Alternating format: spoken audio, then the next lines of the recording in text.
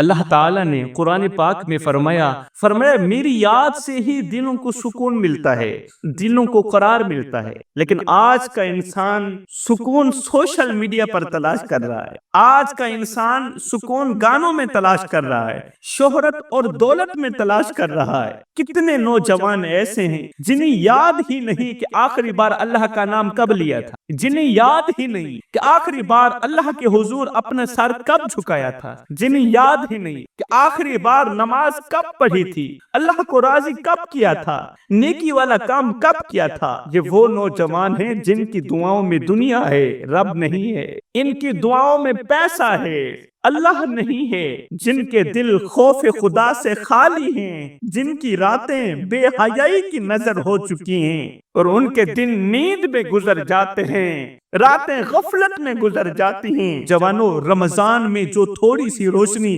ہمارے دلوں میں آئی تھی، کیا ہم اسے بجھنے دیں گے؟ اللہ فرماتا ہے شیطان تمہارا کھلا دشمن ہے، اسے دشمن ہی سمجھو، اسے اپنا دوست مت سمجھو، شیطان تمہارا کھلا دشمن ہے۔ ان الشیطان للانسان عدو مبین، لیکن ہم نے تو شیطان کو اپنا دوست بنا لیا، شیطان کی باتوں پر چلنا اپنی آزادی سمجھ بیٹھے، اللہ کو بھلا دیا، شیطان کو اپنا دوست بنا لیا۔ ابھی ہم خود کو مسلمان بھی کہتے ہیں، ابھی ہم نے جنت کی امید بھی لگائی ہوئی ہے۔ میرے نبی نے فرمایا جس نے رمضان پایا اور پھر بھی بخشا نہ گیا وہ ہلاک ہو گیا، تباہ ہو گیا۔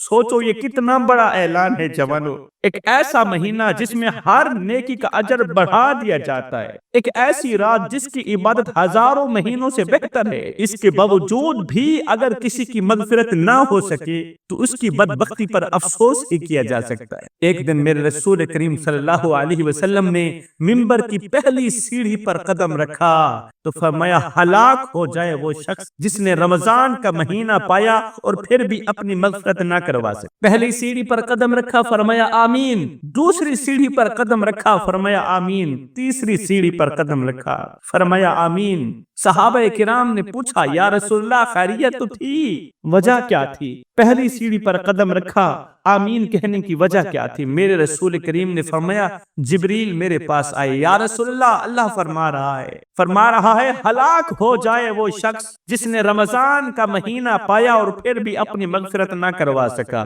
جب میں پہلی سیڑھی پر قدم رکھ رہا تھا نا تو فرشتہ جبریل مجھے کہہ رہا تھا اے اللہ کے نبی، اللہ فرما رہا ہے ہلاک ہو جائے وہ شخص جس نے رمضان کا مہینہ پایا اور پھر بھی اپنی مغفرت نہ کروا سکا۔ میں نے کہا آمین۔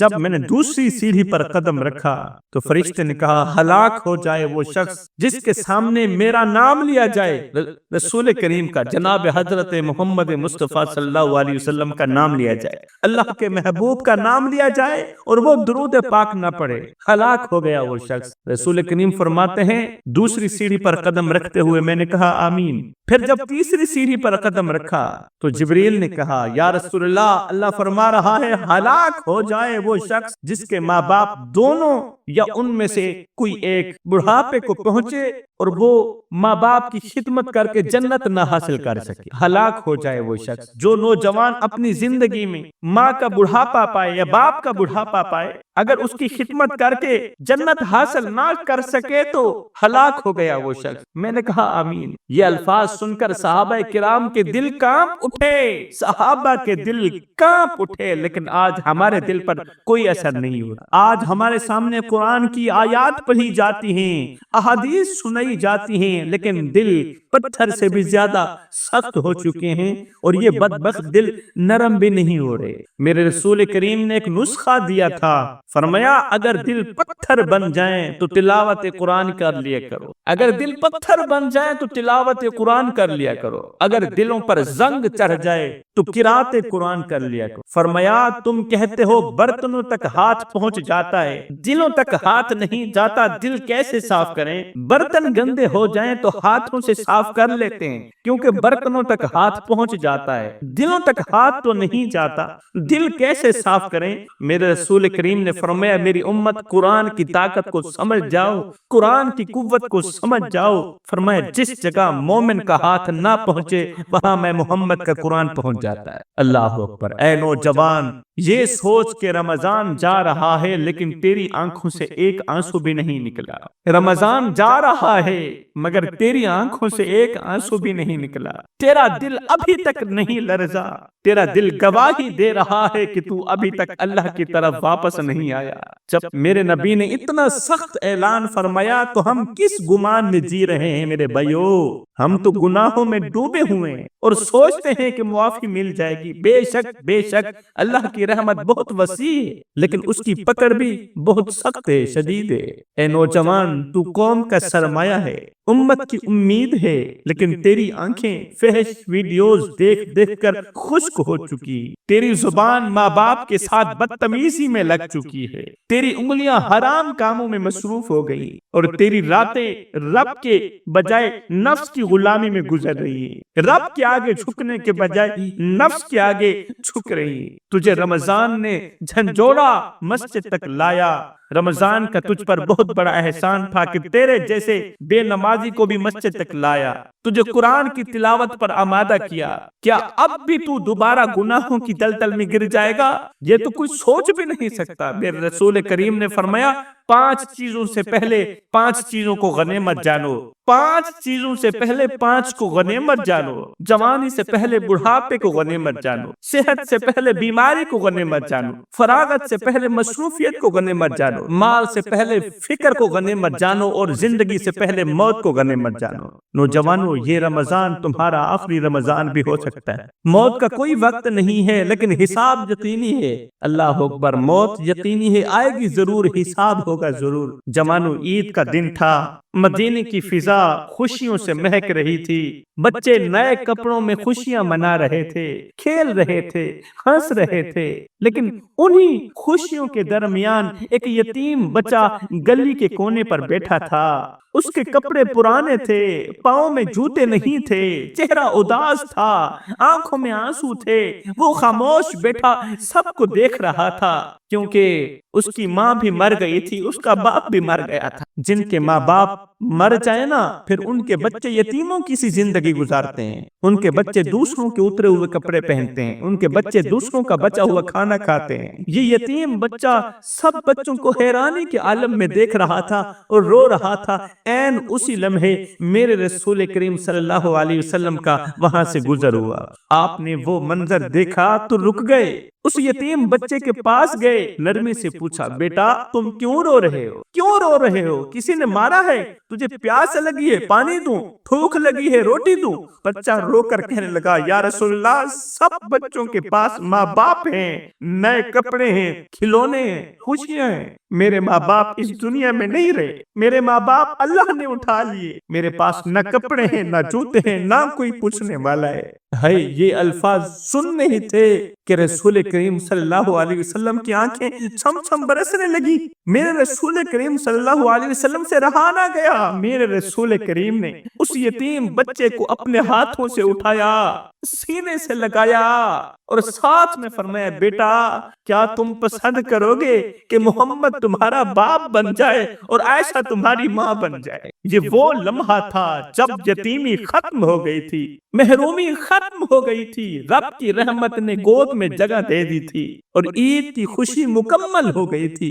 رسول کریم صلی اللہ علیہ وسلم اس بچے کو اپنے گھر لے گئے، اسے کپڑے پہنائے، کھانا کھلایا، کھلونے دیے اور سب بچوں کے ساتھ خوشی میں شریک کیا. اور پھر وہ بچہ ہمیشہ کے لیے میرے رسول کریم کی خدمت میں رہا. میرے بھائیو، اگر ہم چاہتے ہیں کہ اللہ ہم سے راضی ہو، اگر ہم چاہتے ہیں کہ ہم نبی کے بالکل قریب ہو جائیں، تو کسی یتیم کے سر پر محبت بھرا ہاتھ رکھنا ہوگا، کسی غریب کا سہارا بننا ہوگا، کسی روٹھے ہوئے دل کو خوش کرنا ہوگا، کیونکہ نبی کی سیرت کا بھی یہی پیغام ہے اور یہی عید کا اصل مقصد ہے. اگر آج تم نے کسی یتیم کو ہنسا دیا، کسی بیوہ کا دل خوش کر دیا، کسی غریب کی مدد کر دی، تو سمجھ لو تم نے عید کو سچ میں عید بنا دیا. قیامت کے دن سب لوگ معاف کر دیے جائیں گے جوانوں، مگر 3 لوگوں کو اللہ تعالیٰ کبھی بھی معاف نہیں کرے گا. قیامت کے دن سب لوگ معاف کر دیے جائیں گے مگر 3 لوگوں کو اللہ تعالیٰ کبھی معاف نہیں کرے گا. پہلا وہ شخص جو ماں باپ کا نافرمان ہوگا، وہ ماں جس نے درد برداشت کیے، راتوں کو جاگی، تمہیں پالا، تمہارے لیے دعائیں کی، اور وہ باپ جس نے دن رات محنت کر کے تمہیں زندگی کے ہر موڑ پر سہارا دیا، اگر انہی کو تم نے نہ دیکھا، ان کی نافرمانی کی، ان کے دل توڑے تو سن لو، اللہ تعالیٰ خود فرماتا ہے ماں باپ کی نافرمانی کرنے والے کی نماز قبول نہیں ہے، نہ نماز قبول ہے، نہ روزہ قبول ہے، نہ ہی تو کوئی عبادت قبول ہے، وہ جتنی چاہے نیکیاں کر لے، جب تک ماں باپ راضی نہیں ہوں گے اللہ بھی راضی نہیں ہوگا۔ فرمایا دوسرا وہ بدقسمت شخص جو اللہ کے ساتھ شرک کرتا ہے، یعنی کسی اور کو اللہ کے برابر سمجھتا ہے، چاہے وہ کسی قبر سے دعا مانگے، کسی پیر کو مشکل کشا کہے یا کسی اور کو سجدہ کرے۔ اللہ تعالی نے صاف الفاظ میں فرما دیا کہ میں ہر گناہ معاف کر سکتا ہوں مگر شرک کبھی بھی معاف نہیں کروں گا۔ لوگ قبروں میں جا کر دعائیں مانگتے ہیں، اے قبر والے ہمیں یہ بھی دے دے، ہمیں وہ بھی دے دے، ہماری ہر حاجت پوری فرمانا، یہ شرک ہے میرے بھائی، اللہ سے مانگنا ہے۔ قبروں پر جائیں لیکن ان کی بخشش کے لیے دعا کریں، فاتحہ پڑھیں، ان کے مقام کی بلندی کے لیے، ان کے درجات کی بلندی کے لیے دعائیں مانگے، اللہ تعالیٰ ہر ایک گناہ معاف کر دے گا مگر شرک والا گناہ کبھی بھی معاف نہیں کرے۔ اور تیسرا وہ ظالم انسان جو دوسروں کا حق کھاتا ہے، یتیموں کا مال دبائے بیٹھا ہوتا ہے، بیواؤں کو دھوکہ دیتا ہے، غریبوں پر ظلم کرتا ہے، اپنے اقتدار یا طاقت کے نشے میں کمزوروں کو روندتا ہے، اللہ تعالیٰ فرمائے گا آج میں ظلم کرنے والوں کا دشمن ہوں، نہ انہیں بخشوں گا نہ ان کی کوئی سفارش قبول ہوگی۔ فرمایا یہ تین لوگ قیامت کے دن اللہ کی نظر رحمت سے محروم ہوں گے، ان کے لیے نہ کوئی عذر ہوگا، نہ کوئی بہانہ، نہ کوئی سفارش کام آئے گی۔ اور سنو جوانوں، کیا تم جانتے ہو دنیا میں تین لوگ ایسے بھی رہتے ہیں جنہیں دیکھ کر میرا اللہ مسکراتا ہے؟ اندازہ لگاؤ کتنے خوش نصیب ہوں گے وہ لوگ جن پر رب مسکراتا ہے، اور وہ مسکراہٹ جو اس کی شان کے لائق ہے، جو نور سے بھری ہوئی ہوتی، محبت سے لبریز ہوتی۔ وہ کون سے خوش قسمت لوگ ہیں؟ فرمایا نمبر ایک وہ بیٹا جو ماں باپ کے قدموں میں اپنی خواہشیں قربان کر دیتا ہے، جو ماں کے چہرے پر ہلکی سی مسکراہٹ لانے کے لیے اپنی نیند، اپنا سکون سب کچھ چھوڑ دیتا ہے، قربان کر دیتا ہے، جس کے سجدے ماں کی دعاؤں کے ساتھ جڑ کر عرش تک پہنچتے ہیں۔ اللہ اکبر۔ فرمایا نمبر دو وہ عالم دین جو لوگوں کو اللہ سے جوڑنے میں لگا رہتا ہے، اس کو بھی اللہ تعالیٰ دیکھ کر مسکراتا ہے، جس کی زبان سے نکلے ہوئے الفاظ دلوں کو ہلا کر رکھ دیتے ہیں۔ اللہ اکبر۔ جو علم کے ذریعے روشنی پھیلاتا ہے اور دین کی اشاعت کرتا ہے، ہر وقت نبی کے دین کو پھیلانے میں لگا رہتا ہے۔ فرمایا یہ بیٹھا زمین پر ہوتا ہے، اس کا چرچا عرش بری پہ ہو رہا ہوتا ہے۔ اللہ اکبر۔ فرمایا نمبر تین وہ اللہ کا ولی جو دنیا کی رونقوں سے ہٹ کر تنہائیوں میں اپنے رب کو پکار رہا ہوتا ہے، یہ وہ ہوتا ہے جسے دیکھ کر میرا اللہ مسکرا رہا ہوتا ہے۔ جوانوں کبھی بھی ان تین لوگوں کا دل مت دکھانا، ورنہ یاد رکھنا تم مارے جاؤ گے، تم تباہ ہو جاؤ گے، کیونکہ یہ وہ لوگ ہوتے ہیں جنہوں نے اپنی ہمت سے زیادہ زخم کھائے ہوتے ہیں، یہ وہ لوگ ہوتے ہیں جو روز بکھرتے ہیں، روز جیتے ہیں اور کسی کو خبر تک نہیں ہونے دیتے، یہ وہ لوگ ہوتے ہیں جو اندر سے مر چکے ہوتے ہیں، بس کسی کی خاطر سانسیں لے رہے ہوتے ہیں، ان کے دل قبرستان ہوتے ہیں جہاں روز پرانے خواب دفن ہوتے ہیں، یہ اپنوں کے ہوتے ہوئے بھی اکیلے ہوتے ہیں، یہ وہ لوگ ہوتے ہیں جو روتے بھی ہیں تو انہیں تسلیاں دینے والا کوئی نہیں ہوتا، یہ چیختے ہیں چلاتے ہیں مگر انہیں حوصلے دینے والا کوئی نہیں ہوتا، اور جب انہیں کوئی تکلیف دیتا ہے، جب انہیں کوئی دکھ دیتا ہے تو یہ کچھ بھی نہیں کہتے، بس خاموشی سے گزر جاتے ہیں اور اپنا معاملہ اللہ کے سپرد کر دیتے ہیں۔ فرمایا نمبر ایک دنیا کے ستائے ہوئے کا کبھی دل مت دکھانا، کیونکہ یہ وہ ہوتا ہے جسے اپنوں نے پرایا کہا ہوتا ہے اور غیروں نے تماشا بنایا ہوتا ہے، یہ وہ شخص ہے جس نے ہر بار اپنا دامن لوگوں کو دکھایا مگر جواب میں پتھر ہی ملے، جس کو اللہ کے بندوں نے اتنا ستایا کہ یہ بیچارہ موت مانگنے پر مجبور ہو گیا۔ اے نہ ہم رہے دل لگانے کے قابل، نہ دل رہا غم اٹھانے کے قابل، ربا تیرے بندوں نے دیے اتنے غم، چھوڑا نہ ہمیں مسکرانے کے قابل۔ جوانوں یاد رکھنا جس کا کوئی نہیں ہوتا نا اس کا رب ضرور ہوتا ہے، اور رب کے قریب اگر کسی کا درد سب سے اونچا ہوتا ہے تو وہ دنیا کے ستائے ہوئے کا ہوتا ہے، جو دنیا کا ستایا ہوا ہوتا ہے نا اس کا جو درد ہوتا ہے وہ اللہ کے ہاں سب سے اونچا ہوتا ہے۔ فرمایا دوسرا وہ زندہ لاش جو اولاد کے ہوتے ہوئے بھی بے اولاد ہے، جس نے اپنی جوانی اولاد کے نام قربان کر دی، مگر آج بڑھاپے میں اس کے آنسو پوچھنے والا کوئی نہیں۔ جوانوں، ایسے شخص کا دل بھی نہ دکھانا، کیونکہ وہ مرنے سے پہلے کئی بار مر چکا ہوتا ہے، اولاد کے ہاتھوں مر چکا ہوتا ہے، اولاد نے اس کا جینا حرام کر دیا، اولاد نے اسے مرنے سے پہلے مار دیا، اولاد نے اسے در در کی ٹھوکریں کھانے پر مجبور کر دیا۔